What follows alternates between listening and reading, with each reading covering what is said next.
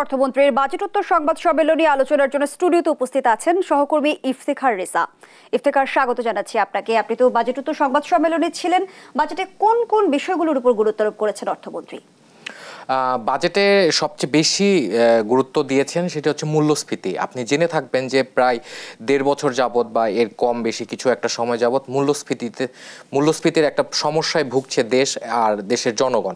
এটা নিয়ে মূলত তারা দেশের জনগণ একটু সমস্যার মধ্যে আছে বা এইগুলো গণমাধ্যমে আসছে, পেপার পত্রিকায় আসছে বা চায়ের দোকানগুলোতেও এই বিষয়গুলো নিয়ে আলোচনা হচ্ছে।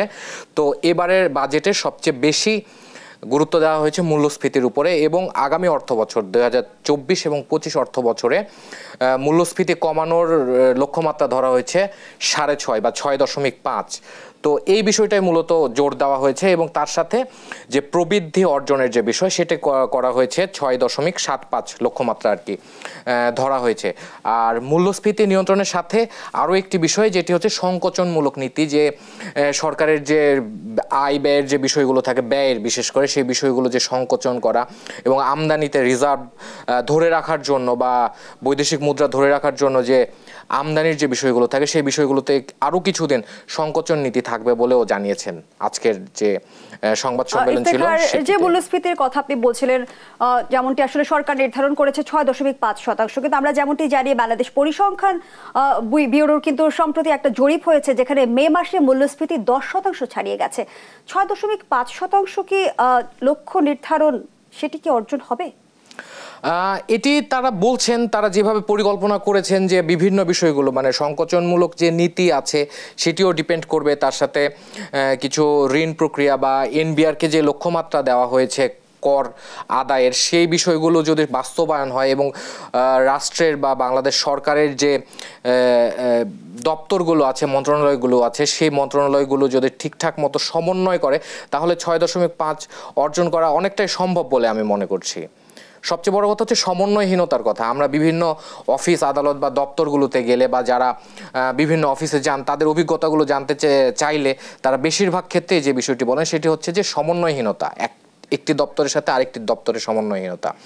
যে একটি বিষয়ে কোনো একটি প্রকল্প বাস্তবায়ন করতে গেলে সংশ্লিষ্ট দপ্তর, তার সাথে অর্থ দপ্তর বা প্ল্যানিং দপ্তর বা বিভিন্ন দপ্তর তো কাজ করে। তো এনাদের যে কাজ করার, ওয়ার্কআউট করার যে বিষয়টি থাকে সেই প্রকল্পটা তোলার জন্য বা কমপ্লিট করার জন্য, সেটিতে যে সমন্বয়ের যে বিষয়টি থাকে সেটাতেই মূলত ঘাটতি দেখেন সবাই।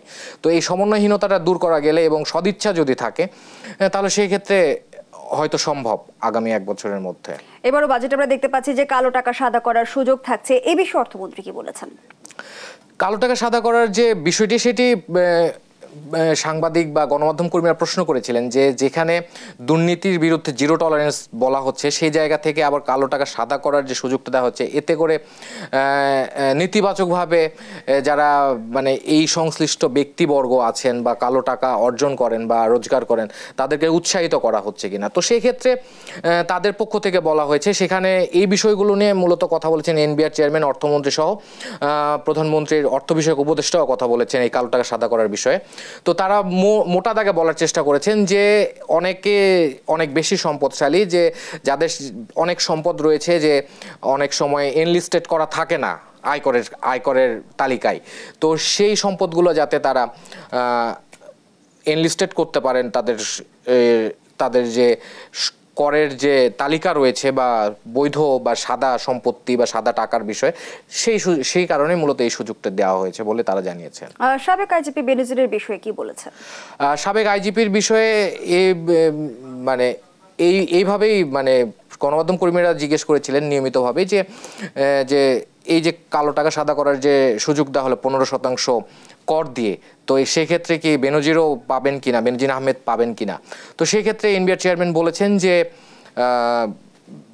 তিনি অলরেডি ফৌজদারি আইনের অধীনে চলে গেছেন, তো ফৌজদারি আইনের অধীনে থাকা অবস্থায় তিনি সেক্ষেত্রে কোনো সুযোগ পাবেন না। আর প্রধানমন্ত্রীর অর্থ বিষয়ক উপদেষ্টা ডক্টর মশিউর রহমান বলেছেন যে যেহেতু তিনি দেশের নাগরিক হিসেবে সকল সুযোগ সুবিধাই পাবেন এবং এই বিষয়গুলো তদন্ত করছে দুদক, এবং এই দুদক তদন্ত করে বাংলাদেশের যে বিচার প্রতিষ্ঠানগুলো রয়েছে বিশেষ করে হাইকোর্ট, তো সেখানে বিচার হবে এবং বিচার হয়ে সেখান থেকে যে ফলাফলটি আসবে সেই ফলাফলটি তাকে মেনে নিতে হবে।